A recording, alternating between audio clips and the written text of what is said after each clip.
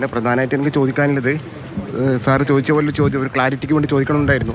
തൃക്കരിപ്പൂർ സ്റ്റേഷനുമായിട്ട് വൈകാരികമായൊരു ബന്ധത്തെക്കുറിച്ച് അതൊരു ക്ലാരിറ്റി കിട്ടി. രണ്ടാമതൊരു കാര്യം, സന്ദീപ് വാര്യർ ഇപ്പോൾ പോയി. ഈ തൃക്കരിപ്പൂർ പോലെയുള്ള പ്രദേശത്തിലെ പ്രധാന വികസന അജണ്ട എന്താണ് അദ്ദേഹം ഉദ്ദേശിക്കുന്നത് എന്ന ചോദ്യമാണ് ഞാൻ ഉദ്ദേശിച്ചത്. അപ്പോൾ അദ്ദേഹം ഇല്ലാത്തത് കൊണ്ട് അല്ല, ഇടതുപക്ഷത്തിന്റെ കാൻഡിഡേറ്റ് വരും. ബാക്കിയുള്ള അഭിപ്രായങ്ങളൊക്കെ എന്താ? ഞങ്ങളിപ്പം നാട്ടുകാരുടെ അഭിപ്രായം അറിയാനാണ്. വൈകിട്ടാണ് നമ്മള് ചോദ്യം ഉത്തരവൊക്കെ. നിങ്ങളുടെ ഒരു അഭിപ്രായം? ആൾക്കാർ ഫാഷൻ ഗോൾഡ് പറ്റിക്കപ്പെട്ടവർ ഇപ്പോൾ MC കമറുദ്ദീനാണ് ഇവരുടെ പിന്നിൽ. ഇപ്പം കേസെല്ലാം സെറ്റിൽ ചെയ്തില്ല? ഇല്ല, സെറ്റ് ഒന്നും സെറ്റ് ചെയ്തിട്ടാ. ഇപ്പം മാത്രമല്ല, കാസർഗോഡ് വരെ ഇപ്പോൾ പ്രചാരണത്തിന് MC കമറുദ്ദീനാണ് ഇപ്പോൾ പോയിക്കൊണ്ടിരിക്കുന്നത്, മൈനജന്. അപ്പോൾ അവർക്കെതിരായിട്ടുള്ള ജനവിധി എന്തായാലും ഉണ്ടാവും.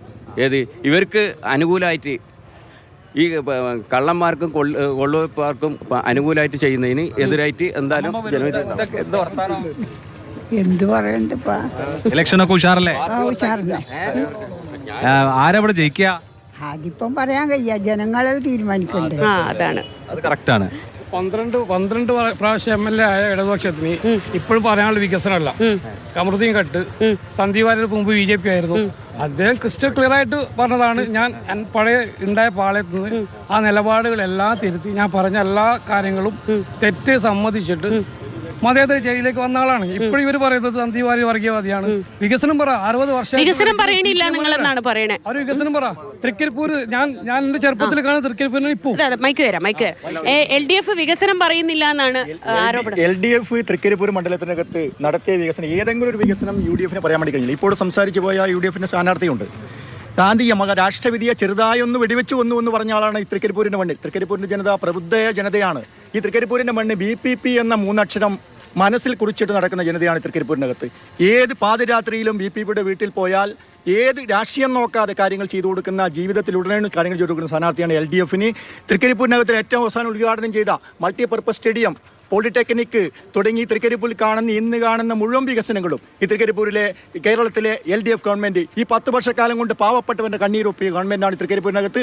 ഒരു വീട്ടിലും ആനുകൂല്യം കിട്ടാതെ ഒരാളില്ല. പക്ഷേ ഇപ്പോൾ തൃക്കരിപ്പൂരിൽ നടക്കുന്നത് ഗോൾഡ് തട്ടിപ്പ് നടത്തിയ കമറുദ്ദീനടക്കം പേറിക്കൊണ്ട് UDF വോട്ട് പിടിക്കേണ്ട അവസ്ഥയിലേക്ക്, അതുപോലെ തന്നെ സംഘപരിവാറിന്റെ ഏജന്റായ സന്ദീപ് വാര്യർക്ക് വോട്ട് പിടിക്കേണ്ട ഗതിയിലേക്ക് UDF മുസ്ലിം ലീഗും തൃക്കരിപ്പൂരിൽ. സന്ദീപ് സംഘപരിവാറിന്റെ ഏജന്റ് നോക്കിയാണ്.